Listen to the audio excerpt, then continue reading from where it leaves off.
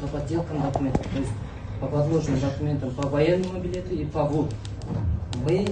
Суд посчитал излишним часть 1 и часть 3. Мы исключили эти части на основании постановления Пленума Верховного Суда. И мы признали вас только виновным по части 2 статьи 379 Уголовного кодекса Кыргызской Республики. И мы ссылались, мы мотивировали свой судебный акт, который был вынесен в виде приговора, на тех материалах, которые приобщены к материалам уголовного дела, а именно справками, полученными от Минцифровизации паспортного отдела Узенского района и другим материалам дела.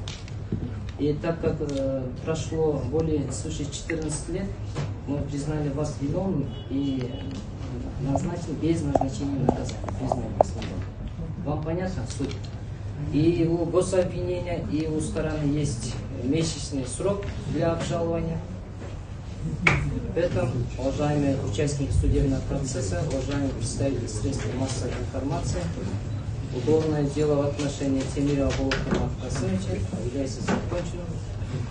Огромное вам спасибо.